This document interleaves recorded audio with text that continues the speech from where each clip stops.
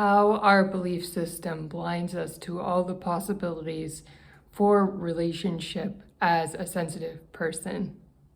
Hi, my name is Leah Chantal, and today I'm talking about a tricky subject, our belief systems, and how they can block us from truly seeing all the possibilities in our relationship life. And if we're not careful, our belief system can actually cause people to bump up against us and then check out of relationships without even explaining why they're checking out of our relationships. And it's because we're so locked into one way of seeing the world, one way of perceiving relationships, that even the possibility of another way of seeing relationships can't be offered to us by our potential partners, because we're just so closed-minded that we won't see the potential that they mention to us. We're not in a place where we're open to new possibilities. We are locked into our egos and our routines and our habits, and we are expecting our lives to be one way. And it's typically reinforced if we have friendships that are close to us or family members, a conservative mindset from the people around us that life has to look one way. And if you really believe in that conservative mindset and you're not up for really changing your mindset or your belief system in this lifetime, it's okay. We work very hard when we do change our belief system. It's a very exciting shift when we go through the changes and when we see the possibilities from a fresh perspective and we see life in a new way.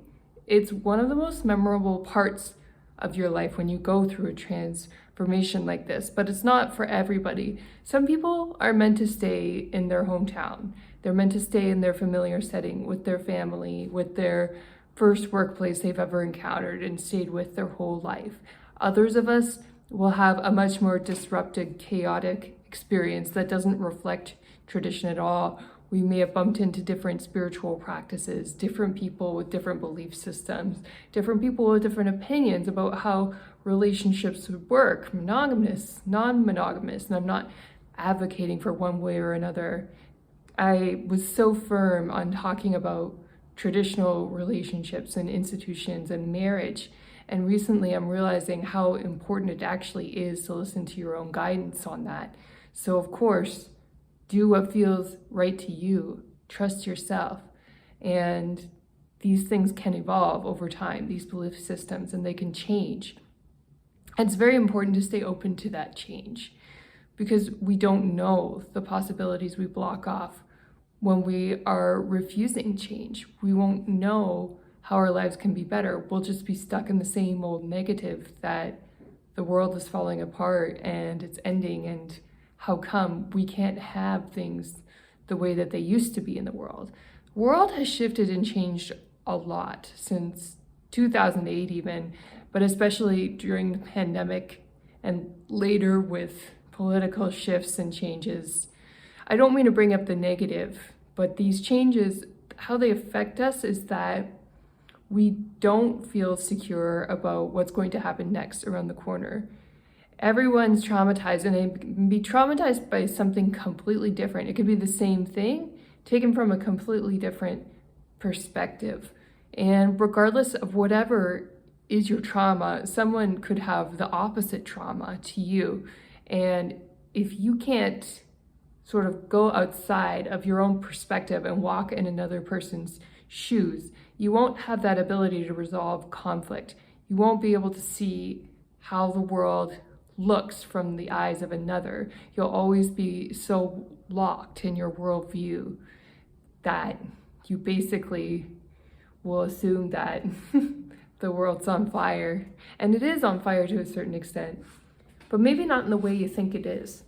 Maybe the world's on fire because it's changing for the better rather than for the worse.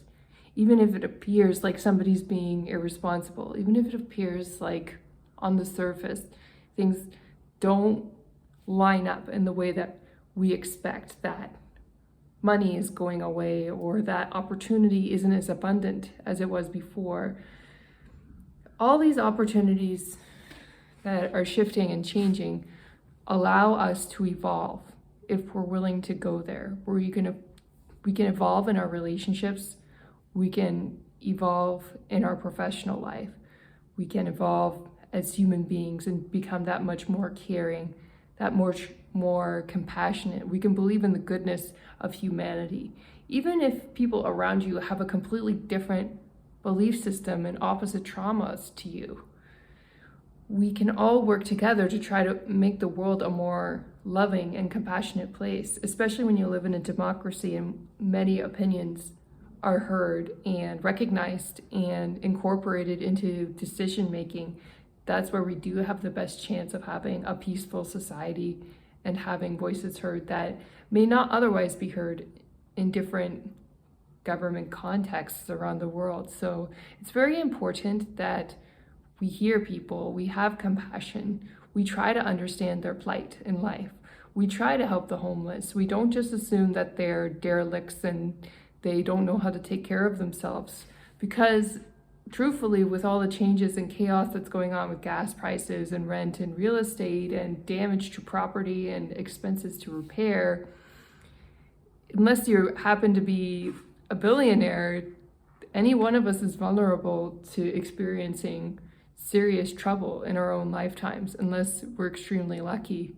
So we never want to pass judgment on another person who's struggling. We always want to offer compassion and support and realize with great gratitude how lucky and blessed we truly are in our own lives to have everything we have, to have the opportunities to relate to other people, to have that opportunity to help other people. Whatever those opportunities are, they are present if we are joyful and we are present enough to find those opportunities. And if we're not so closed-minded to ignore the good things that are coming around the corner for us.